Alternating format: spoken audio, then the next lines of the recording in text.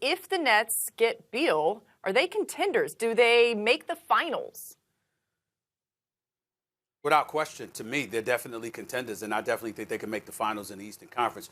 You're listening to a Bradley Beal fan here. I mean, I'm not like some people I know. I got some friends, y'all, in Chocolate City, in D.C., or they will remain nameless because I don't want to incriminate them publicly, but they give no love and no respect to Bradley Beal compared to what he deserves. You need to delete their and they know who numbers, I'm talking about.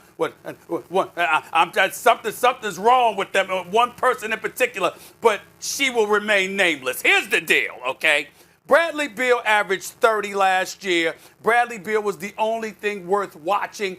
Even though Bradley Beal is making $28 million in today's NBA market, as far as I'm concerned, he's underpaid. This dude is a big-time scorer. He's a big-time ball player. I love him. And you talk about, listen, I think he'd be a good number one. He's an elite number two.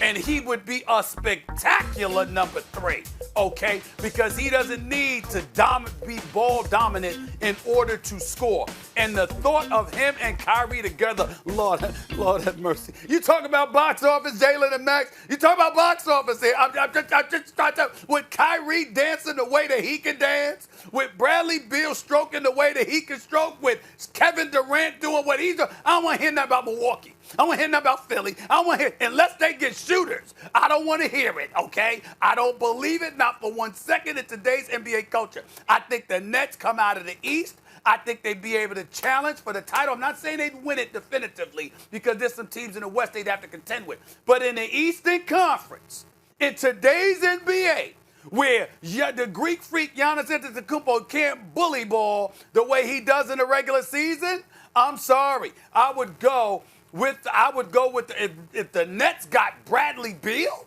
please. They'd be my favorites to come out of the East, I can tell you that. Because I believe that Kevin Durant. Stephen A., ready for Kevin this? Durant's going to come back healthy. Go ahead. You know, I don't know that Kevin Durant's ever going to be 100%. I don't even know if he's going to be 80%. But they get Bradley Beal, and that's 80%, he's still out. I don't know about next year. They're coming out of the East. Let me say something about all three players. Number one, I was going to say precisely that, Stephen A. If Bradley Beal is your number one, you ain't going to win a championship. But you can contend. If he's your number two, you can have a powerhouse. If Bradley Beal is your third best player, oh, look out. Because people get it twisted. A guy comes into the league a certain way, and sometimes people get fixed on that kind of player. Even though Beal came in when he was 19 years old, not a good defender. You could see he had offensive promise, but not an all-star yet, and built and built and built. He's a pretty good defender now, and an excellent offensive player. Not all all-stars are created equal, and while Beal is not an MVP caliber player, he's not just like a sometime all-star caliber player. He's a solid to high-end all-star caliber player as your number three. Now, Kyrie Irving. A lot of pressure on Kyrie, Stephen A. Lot. Because we've seen Beal with John Wall, who has, is anyone more talented than John Wall? Only thing he can't do that Kyrie can do is shoot, right? And they didn't do much. They didn't do as much as they were supposed to do. So now Kyrie has a direct comparison, but he has it plus because of KD's presence there. No matter what version of himself KD is, that brand name's going to be on the floor with them. A lot of pressure on Kyrie. Kyrie can't afford an underachieving team if Beal is there after having underachieved with everyone except LeBron James, where teams consistently get better when he leaves, with the exception of the Cavs. But the Celtics and the Nets and a lot of pressure on Kyrie. And finally, KD, guys.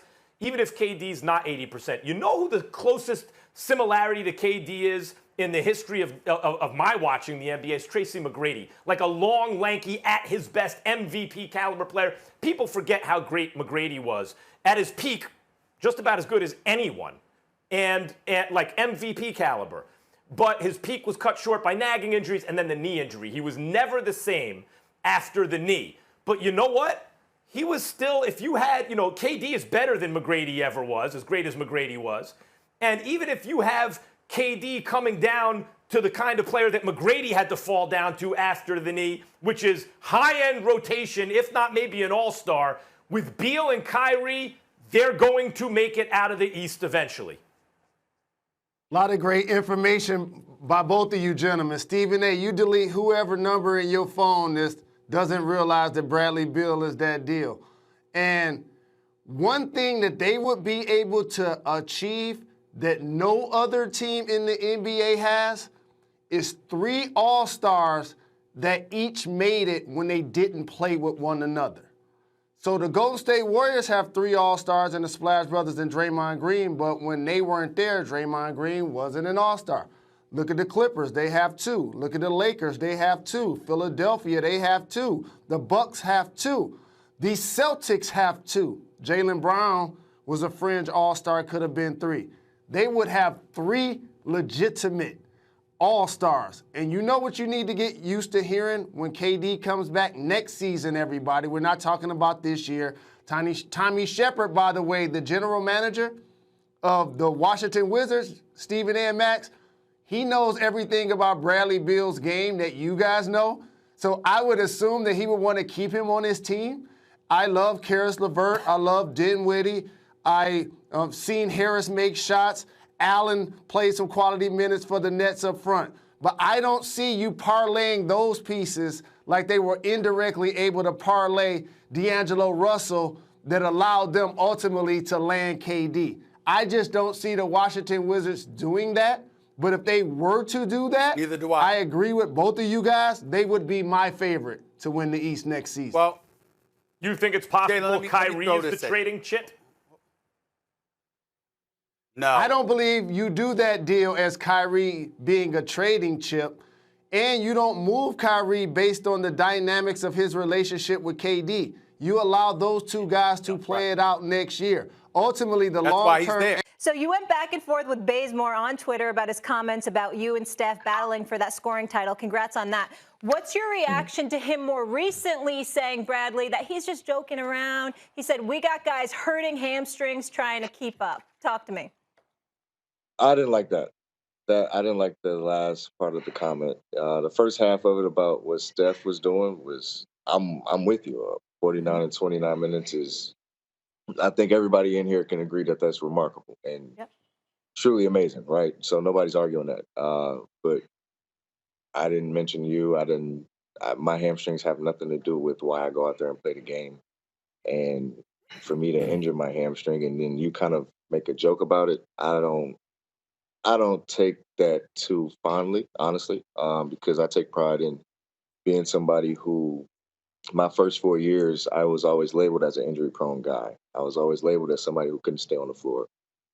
So I take pride in my body. I take pride in being on the floor and being available for my team and giving my team the best chance to win. My main focus is getting us to the playoffs, and that's all I'm focused on. And so that was just all I was just trying to kind of get my point across. So just keep your situation over there. Let's just keep it hoops. Don't make fun of something that's not funny. Bradley, I know you answered like how it's more important for you to help your team win than to win the scoring title. But Russ got his triple-double locked up. Y'all are in the play-in tournament. You ain't getting back. It is what it is. You're going to have to play too. Come on, you and Russ don't have any side convos like, all right, bro, let me do my thing and see if I can get the scoring title over Steph Curry? Honestly, no, Max, because nothing's changed. Nothing's changed for me. I've been doing the same thing. I've been playing the same way I've been playing the last 2-3 years. Nothing's changed. I feel like I've been putting up big numbers, but a lot of those numbers I've been taking L's. I've been, so now we're in a position where we're winning. We're playing some of the best basketball we've been playing all year and at the right time. So that's always been my main focus and priority. Russ is a machine. We all know that Russ is going to go out there and do what he do night in and night out. And my job is try to give us the best opportunity and chance to win. And my ability to score does that. You might want to have that conversation. A scoring title over Steph Curry? Are you out of your mind? Your seeding isn't going to change. He got his triple-double. It's your turn, brother. What's going on? Wow. You never know what can happen in these last couple of games, Max. We might be able to move up 7th, 8th. We might have some help from some other teams. That's true. You could move up. That's true. You never know. You can still grab 8. But I'm with you. I'm with you on that. It would be remarkable to be able to win that, but that wasn't a goal of mine at the beginning of the year. So I'm not going to make it one now. But if it happens, it happens. I will be happy. I'm not going to sit here and be naive about it. So, Brad, your teammate Russell Westbrook passes the Big O for most triple-doubles of all time. What was it like having a front row seat to seeing him make history, and what has he meant to your team this season, especially what he's done in this second half? Well, I'll start with what he means to our team, man. He's, man, heart and soul, because it was always the misconception of Russ, and how he is as a teammate, how he is as a person, how he responds to coaches and things like that. And it's the total opposite. He's all about the team. He's all about winning. He's all about getting better. And he's all about pulling his teammates up and trying to get the best out of everybody. And I think that's something that's helped me this year, and seeing his mentality and his approach to the game night in and night out. He's an MVP, he's a first ballot Hall of Famer. And, now he holds the record for most triple doubles in the league. And to sit there, share the floor with him, and then last night to witness that, it's been, I ask him, like, how does he do it? Because I see him banged up. I see him injured. I see him playing through all type of stuff. And, he's constantly putting up the numbers. He's constantly giving us chances to win. And, that's exemplary. I take pride in that and his work ethic and his approach to the game. And it's just a trickle-down effect to the rest of us. Bradley, when the trade was made, it's like, oh, hold up. Russell Westbrook and Bradley Beal on the same team. I was sitting here saying that's an elite backcourt. There's no Steph and Clay. What's the best backcourt going to be? Because there was no guarantee Kyrie and Harden would play well together or that you two would, right? We have to wait to see how this would shake out. You knew Chris Paul and Devin Booker were going to fit. But how are you going to fit with Westbrook? How is Harden going to fit with Kyrie? Boy, you all answered that question. But my question to you about both of you and your team's performance this year is why did it take so long for Bradley Beal and Russell Westbrook to figure out how to lead the team to wins together? I don't know, Max. I don't want to sit here and give you a list of excuses because we got a million. We can sit here and say COVID hit us. We can sit here and say Thomas Bryant was injured. At the beginning of the year, we didn't have him for the whole year. I dealt with injuries throughout the year. Didn't really have a full gel of team. We had 50 different lineups. We had brought guys up from the G, signed some two-way guys, signed some 10-day guys. So we have a list of excuses. And I'm not going to sit here and say those are the causes. So honestly, it was just a matter of us just clicking, and I couldn't really point to what it was. But once we won one game, it became 2, then 3, then 4, then 5, and we just stuck to our guns. We didn't change what worked for us, and I think the biggest thing is we decided to start playing defense, and I think defense underrated in the NBA right now. It's always the same in the NBA. Yeah, we decided to start playing defense. We started winning. Look at that. About that time. So I guess it was just the right time, right before the playoffs. Obviously, we wanted to give ourselves a chance. Coach Brooks actually broke it down right after All-Star break and kind of broke them down in a series of 5s. Our game's a series of 5, and let's just approach it that way and we try to win each series, get 3 out of 5, and we've been doing that. We've averaged, I think it's like 3.3 wins or whatever it is. So wow.